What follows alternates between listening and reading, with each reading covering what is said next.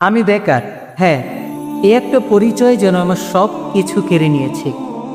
আমি ছেলে বলে আমার কাছে সবার প্রত্যাশা অনেক, কিন্তু আমি বেকার বলে আমি সবার কাছে একজন অপদার্থ মানুষ। আমি চেষ্টা করছি, প্রতিদিন চেষ্টা করছি। ঘুম থেকে উঠেই সিভি পাঠাই, ইন্টারভিউ দেই, ঘুরি, তবুও কোথাও যেন সব আটকে থাকে।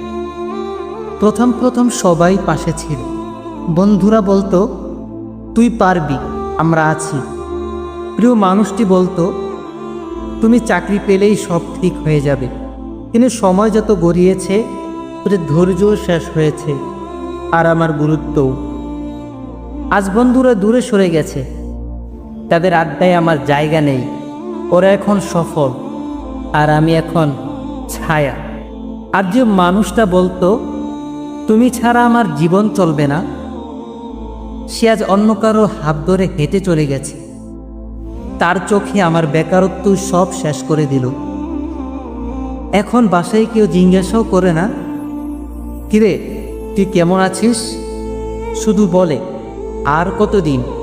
আমি শুধু একটা কাজ নিয়েছি, কিন্তু তার চেয়ে বেশি পেয়েছি অপমান, অবহেলা আর একাকিত্ব। মানুষটা বদলে যায় না সব সময়, কখনো কখনো সমাজের চোখে তার মূল্যই কমে যায়। আমি টাকা রোজগার করতে পারি না, এটাই আমার অপরাধ। ভালোবাসতে জানি, সম্মান দিতে জানি, স্বপ্ন দেখতে জানি, কিন্তু কে তা বুঝবে? আজ সবাই বলে জীবনতে বাস্তব শুধু ভালোবাসা দিয়েই হয় না। হয়তো ঠিকই বলছে তারা, কারণ বেকার ছেলেরা ভালোবাসা পাওয়ার যোগ্যই না এই সমাজে।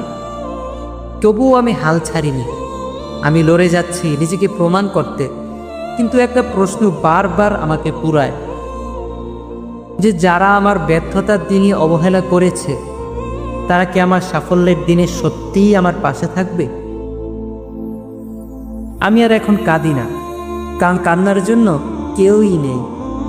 এই যুদ্ধতে একলা, নিজেকে নিজেই টেনে তুলতে হবে।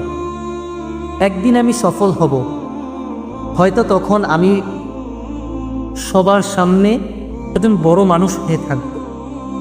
হয়তো তখন সবাই বলবে, দেখিস আমি তো বলেই ছিলাম তুই পারবি।